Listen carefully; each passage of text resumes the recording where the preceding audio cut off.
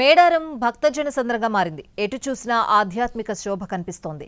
8 కిలోమీటర్ల పరిధిలో భక్తులు కనిపిస్తున్నారు. తెలంగాణలోని అన్ని ప్రాంతాల నుంచే కాకుండా పొరుగు రాష్ట్రాలైన ఏపీ, ఛత్తీస్గఢ్, మహారాష్ట్ర నుంచి భక్తులు తరలివస్తున్నారు.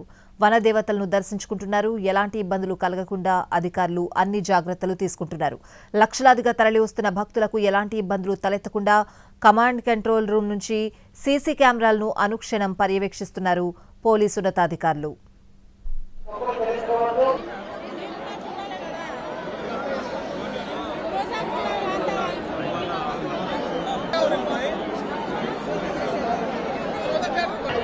మేడారం జాతర రేపటితో ముగుస్తుంది. దేవతలు రేపు వనప్రవేశం చేస్తారు. దీంతో జాతర పరిసమాప్తం కానుంది. ఇవాళ రేపు లక్షల మంది భక్తులు వనదేవతలను దర్శించుకోనున్నారు.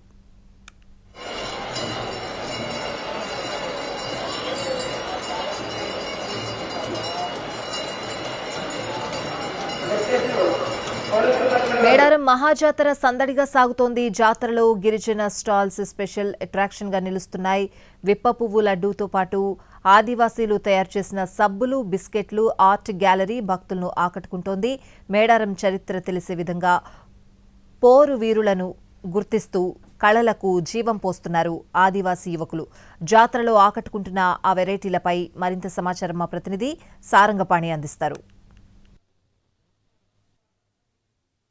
మహాజాతరలో ఆదివాసీల స్టాల్స్ ఆకట్టుకుంటున్నాయి. ఆదివాసీలు తయారు చేసిన ఆహార పదార్థాలతో పాటు వాళ్ళు వేసిన పెయింటింగ్స్, చరిత్ర ఉట్టిపడే విధంగా వేసిన పెయింట్స్ ఇక్కడ ప్రత్యేక ఆకర్షణగా నిలిచాయి. దీంతో పాటు వాళ్ళు తయారు చేసిన హ్యాండ్మేడ్ సంబంధించిన వస్తువులు సైతం ముఖ్యంగా వారిని ఆకట్టుకుంటున్న పరిస్థితి కనిపిస్తుంది. ప్రస్తుతం మనం చూసుకోవచ్చు ఇక్కడ ఏదైతే ఉట్నూరు ఐటీడీఏకి సంబంధించి భీంబాయి ఆదివాసీ మహిళా సహకార సంఘం సంబంధించిన ఇప్పపు లడ్డు తయారీ చేసిన ఆ లడ్డూలు ఇక్కడ స్టాల్స్ రూపంలో పెట్టడం జరిగింది. దీంతో పాటు భద్రకాళి మిల్లెట్స్ మ్యాగీకి సంబంధించిన తయారీ ఏవైతే ఉన్నాయో వాటికి సంబంధించిన ప్రోడక్ట్స్ సైతం ఇక్కడ పెట్టారు. దీంతో పాటు ముఖ్యంగా చూసుకుంటే ఆదివాసీలు గోండుల చరిత్ర తెలిసే విధంగా వాళ్ళ సంస్కృతి సాంప్రదాయాలు ఉట్టిపడే విధంగా తయారు చేసిన ఆర్ట్ గ్యాలరీ సైతం ఆకట్టుకుంటుంది. ఆదివాసీ కోయ ఆర్ట్ సొసైటీకి సంబంధించి గ్యాలరీ సైతం ఏర్పాటు చేశారు. ఇందులో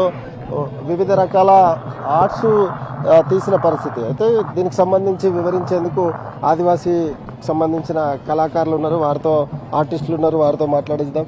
ఏంటండి ఇది పగడిద్దరాజు అన్నట్టు. ఇది పగడిద్దరాజు జెండా. ఈ జెండాను కూడా మేము ఏంటంటే పడిగ రూపంలో మొత్తం తీస్తాం. ఇప్పుడు సపోజ్ ఇక్కడ ఉన్నాయి కదా, ఈ 2 పక్షులను తీసుకున్నట్టయితే 2 పిట్టలు అన్నట్టు అవి మధ్యలో పట్టినాయి. అంటే ఇప్పుడు ఇక్కడ జంతువులు ఉన్నాయి, ప్రతిదీ కూడా ఒక్కొక్క గొట్టు అన్నట్టు. ఒక్కొక్క గొట్టు వాళ్ళు ఈ కలర్లో ఉన్న, ఇప్పుడు గ్రీన్ కలర్ అనుకున్నాయి, ఇది ఒక గొట్టు, 3వ గొట్టు, 4వ గొట్టు, 5వ గొట్టు, ఒక గొట్టుగా తీసుకున్నప్పుడు ఈ గొట్టు కలర్లో ఉన్న కొన్ని జంతువులు ఉంటాయి, వాటికి సంబంధించిన జంతువులు. ఆ జంతువులను తినకపోవడం వల్ల, మిగతా వల్ల ఆ జంతువులు తినకపోవడం వల్ల జంతు సామ్రాజ్యాన్ని కూడా అందరిదింత అంతరించిపోతాయి కదా జంతువులన్నీ కూడా. ఏదో ఒక తెగ వాళ్ళు, ఒక గొట్టు వాళ్ళు దాన్ని జంతువు దాన్ని దైవంగా భావించి దాన్ని రక్షిస్తూ ఉంటారు అన్నట్టు. అలానే మిగతా వాళ్ళందరూ కూడా ఏదో ఒక జంతువుని తమ దైవంగా భావించి తిననప్పుడు జంతు సామ్రాజ్యం మిగిలిపోతుంది కదా. వన్యప్రాణి సంరక్షణని కాపాడతారు అన్నట్టు. పక్షుల మీద, జంతువుల మీద ప్రేమ, అడవి రక్షణ వీళ్ళ బాధ్యత, రక్షణ వీళ్ళ బాధ్యతగా తీసుకుంటారు ఆదివాసులు అందరూ కూడా. నన్ను తినకుండా ఈ ఆర్ట్లో ఎన్ని రోజులు పడుతుంది ఒక్కొక్క ఆర్ట్? ఈ ఆర్ట్కి వచ్చేసి ఒక గంట పడుతుంది సార్. ఒక పెయింటింగ్ వేయడానికి 1 అవర్ పడుతుంది సార్. ఇది కూడా ఆర్టిస్టిక్ స్కిమాటిక్ ఆర్టిక్ అంటారు.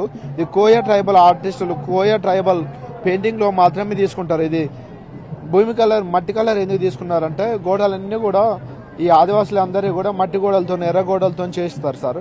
వాటికి లైమ్ స్టోన్ అనే శుద్ధ రాయితోని ముగ్గులేయడం కానీ, ప్రతిదీ కూడా లైమ్ స్టోన్ తోని తెల్ల ముగ్గు కానీ, ఎర్ర మట్టితోని తెల్ల ముగ్గులు వేస్తారు.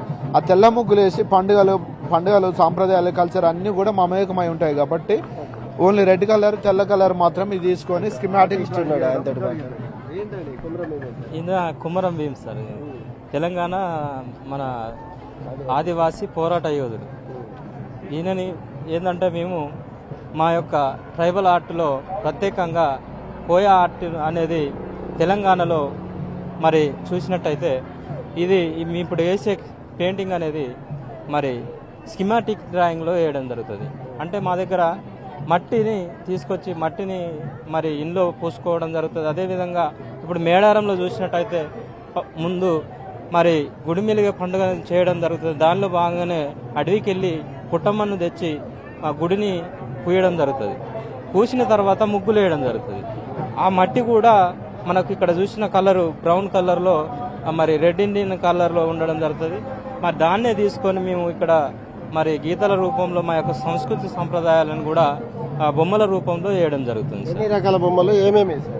ఇప్పుడు ఇక్కడ చూసినట్టయితే మీరు అడవిలో నార తీయడం జరుగుతుంది. నార ద్వారా మరి ఎద్దులకి కన్నెలు తయారు చేయడం జరుగుతుంది. అదేవిధంగా మంచాలు అల్లుకోవడానికి కూడా ఉపయోగించడం జరుగుతుంది. ఒకప్పుడు మరి నైలాన్ తాళ్ళు లేని క్రమంలో కూడా అడవిపైన ఆధారపడి మరి ఆ యొక్క తాళ్లను తయారు చేసుకునేవారు సార్.